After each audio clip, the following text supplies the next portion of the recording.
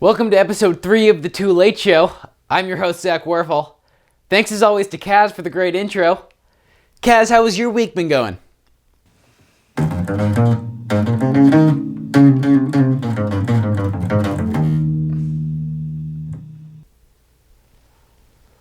Well, there is one good thing that has come out of this whole pandemic situation.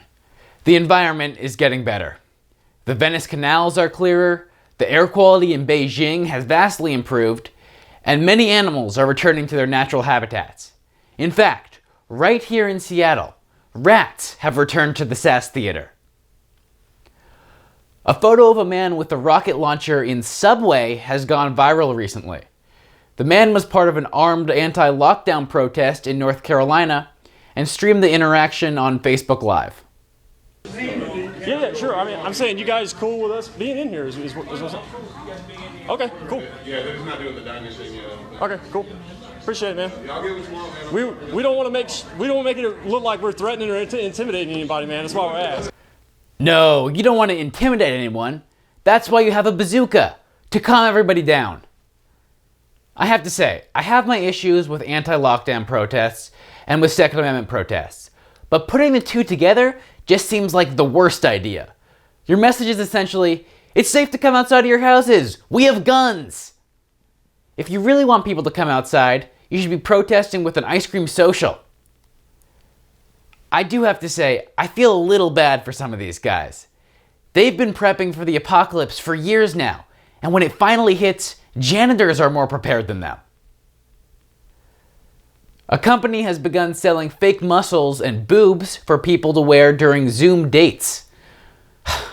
Honestly, some people are so vain. They'll go through all that trouble just to look better on video. Shame. Officials in Georgia are trying to stop a new group of 4-foot-long invasive lizards. The state has asked citizens to help eradicate the species. One man in Georgia, though, had to apologize after accidentally catching Rudy Giuliani. We have a great show for you tonight. Sydney Grayson is our musical guest. But first, I sat down for an exclusive interview with President Trump. President Trump, thank you so much for sitting down with me today. Before we start, is there anything that you want to say to all the young people out there watching? Young people are very little. Yeah, I mean, you're not wrong. Young people do tend to be small. Have you been watching any movies recently during quarantine? Have you seen The Irishman? Yes. What did you think? It was so long. Yeah, that's fair. You've been criticized a lot recently for your handling of the pandemic. Is there anything that you've done that you feel like hasn't been promoted enough by the mainstream media? We became the ventilator maker of the world. I mean, we are now doing things with ventilators that nobody thought possible. When we took over, we didn't have ventilators. Nobody knew what a ventilator was. When you say that nobody knew what a ventilator was, are you trying to say that you didn't know what a ventilator was? Yes. That's what I thought. Actually, I was hoping you could help me out with this math problem for homework. I've been stuck on this one for a while. Jerry has 37 pencils and... We don't need 37 pencils. We can buy 2 pencils, and they can be better. But, you know, we went astray. The whole thing, we went astray. I've been talking about this for 20 years. Probably it's the number one reason I ran for president. Okay, I'm just going to say that I was presidentially pardoned from this question. Actually, now that a bunch of students are at home, there's a big problem with cheating during online tests. What do you think the appropriate reaction to this should be? Knock, knock, FBI. Whoa, that seems a little aggressive. Hey, did you see the thing about the murder hornets? That's crazy, right? This was all Obama.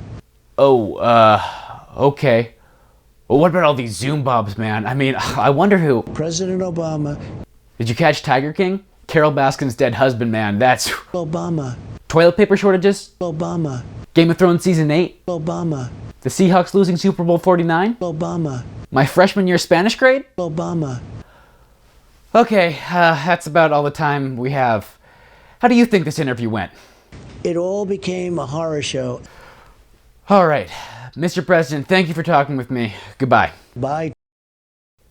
Ladies and gentlemen, here to perform Emily King's song Distance, Sydney Grayson.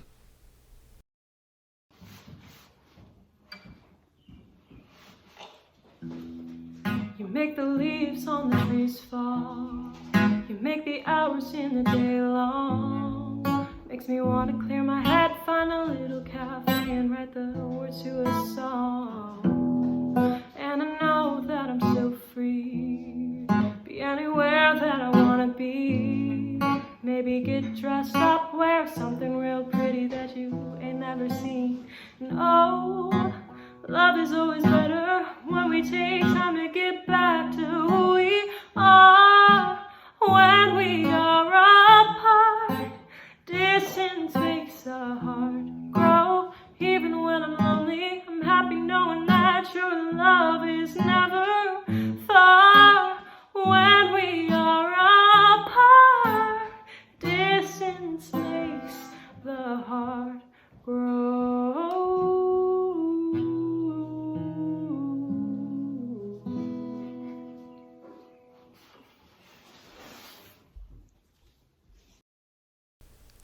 That's our show. Thank you so much for watching, and I'll see you next week, as long as I don't get eaten by a giant lizard.